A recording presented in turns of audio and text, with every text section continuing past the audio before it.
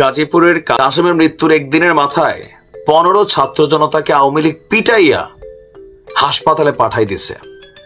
কেন পাঠাই দিছে? ওইখানেও একটা মব জাস্টিস করতে গেছিল এই ছাত্র জনতা। আওয়ামী লীগ কিন্তু মাঝে মাঝে গর্জন দিচ্ছে, এখন কিছু গর্জন ব্যক্তিগত কারণে দিচ্ছে। আপনি কারো বাড়িতে হামলা করবেন, তো সে যদি আপনারে মারে তখন আপনি বলবেন যে আওয়ামী লীগ আমারে পিটাইছে, কিন্তু আপনি তার বাড়িতে কেন গেলেন? বিষয়টা তো যৌক্তিক হইতে হবে নাকি? আপনি একটা চেয়ারম্যান অফিসে গিয়ে তালা ঝুলাই দিবেন কেন ভাই? আইন আছে, আদালত আছে, চেয়ারম্যান অন্যায় করলে থানা পুলিশ এটার বিরুদ্ধে ব্যবস্থা নেবে। ঘটনার প্রেক্ষাপট হচ্ছে যশোরের কেশবপুরে। দেখেন, মব জাস্টিস বন্ধ করতে হবে। ছাত্র জনতা মানে এই না যে আমার যা খুশি মন চায় তাই করবো, এগুলা খেয়াল রাখবেন। যশোরের কেশবপুরে সাগরদাড়ি ইউনিয়ন পরিষদ চেয়ারম্যানের কক্ষে তালা দেয়াকে কেন্দ্র করে আওয়ামী লীগ এবং ছাত্র জনতার মধ্যে সংঘর্ষ হয়েছে। এতে 22 জন আহত হয়েছেন, যার মধ্যে 14 থেকে 15 জনই হচ্ছে ছাত্র জনতা। আপনার গতকালকে দুপুরে সাগরদাড়ি ইউনিয়ন পরিষদের সামনে এই ঘটনা ঘটেছে। আহতরা হলেন ছাত্র জনতার পক্ষে ইউনুস হোসেন, আবু সাইদ, মেহেদি হাসান রনি, সাগর, রকি, গোলাম মুস্তফা, আকাশ, নাইম এবং চেয়ারম্যানের পক্ষে তার ভাই কাজী মুজাহিদুল ইসলাম পান্না এবং কাজী মাঝারুল ইসলাম সোনা সহ কয়েকজন। ভাইয়ের বিপদে ভাই আগে আসছে। আচ্ছা, ঘটনার প্রেক্ষাপট কি? স্থানীয়রা বলছে যে সাগরদাড়ি ইউনিয়ন পরিষদের চেয়ারম্যান আপনার ও উপজেলা আওয়ামী লীগের সাংগঠনিক সম্পাদক কাজী মুস্তাফিজুল ইসলাম মুক্ত নিয়মিত ইউনিয়ন পরিষদ কার্যক্রম পরিচালনা করে আসছেন। বুধবার দুপুরে স্থানীয় ছাত্র জনতা পরিষদে গিয়ে চেয়ারম্যানের কক্ষে তালা ঝুলাই দিছে। বিষয়টি জানতে পাইরা চেয়ারম্যানের পক্ষের লোকজন আপনার ইউনিয়ন পরিষদের সামনে উপস্থিত হয়ে তালা খুলে দেওয়ার দাবি জানায়। তো এই সময় ছাত্ররা একটু চার্জে ছিল, তো আওয়ামী লীগের যারা এখানে ছিল চেয়ারম্যানের লোকেরা চার্জটা কমাই দিছে। আর এই কমাকমের মধ্যে কি হয়েছে? 9 জন এই মুহূর্তে হাসপাতালে ভর্তি, 15 জনের অবস্থা আশঙ্কাজনক। এখন এই বিষয়ে জেলা ছাত্র দলের যিনি সহসভাপতি আছেন তিনি বলছেন যে এই চেয়ারম্যান স্থানীয়ভাবে আওয়ামী লীগের পক্ষে কাজ করছেন। এমন খবর ছড়িয়ে পড়লে ছাত্র জনতা ঐক্যবদ্ধ হয়ে ইউনিয়ন পরিষদে গিয়ে চেয়ারম্যানের কক্ষে তালা ঝুলাই দেয়।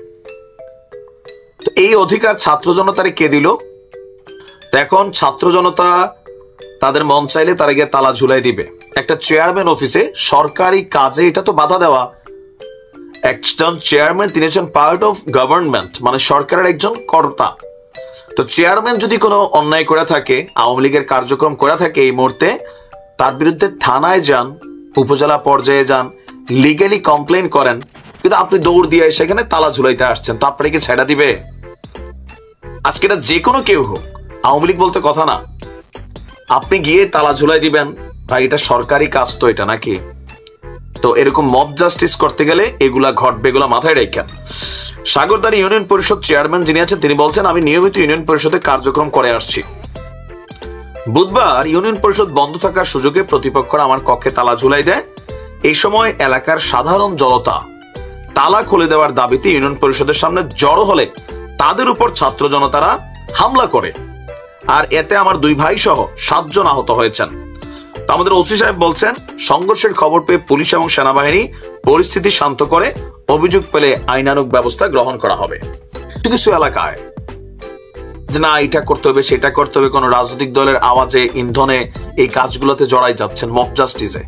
সরকার কিন্তু খুবই হার্ড লাইনে ডেভিল হিসাবে কিন্তু ট্রিট করবে। বাইরা বেটা মাথায় রেখেন।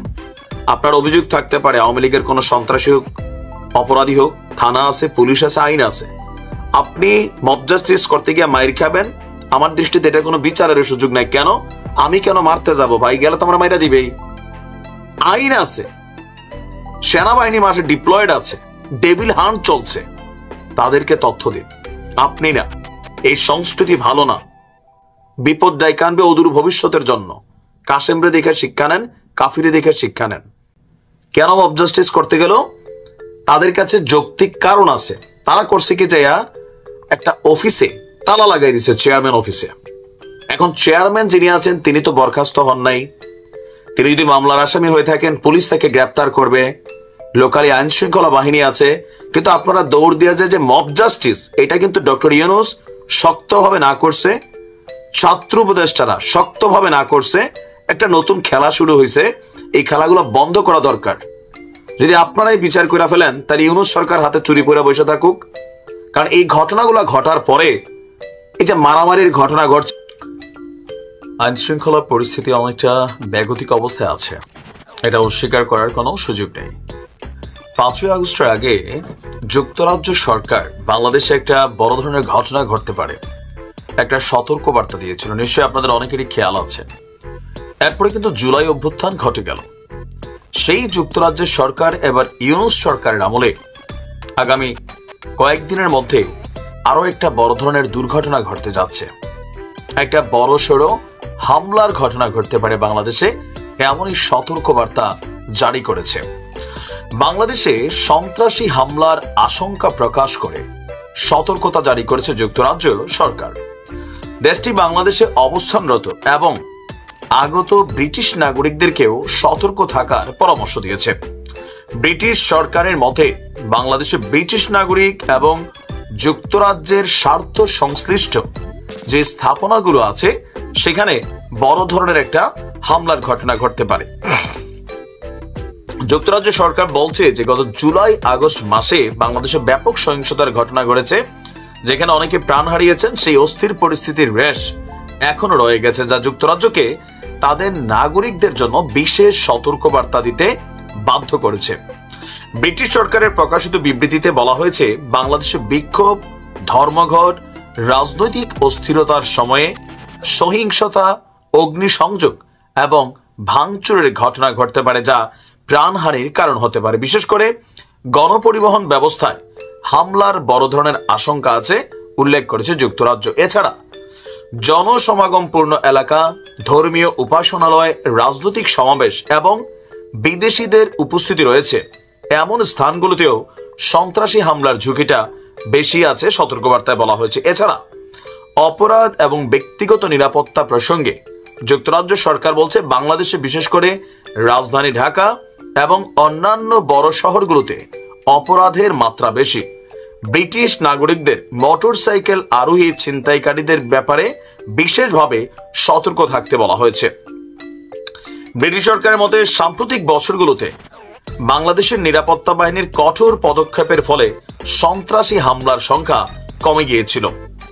এটা কখন?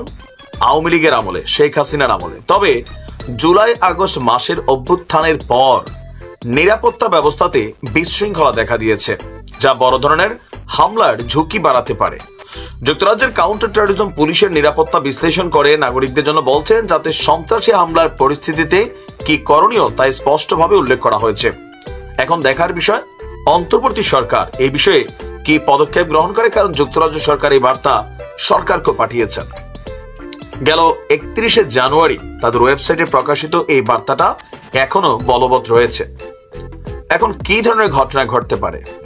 আমার ধারণা 31শে জানুয়ারি যখন তারা এই ঘটনার এই সতর্ক বার্তা জারি করছে, আপনি দেখেন 5 ফেব্রুয়ারি থেকে বাংলাদেশে অনেক কিছু ঘটছে না ঘটছে।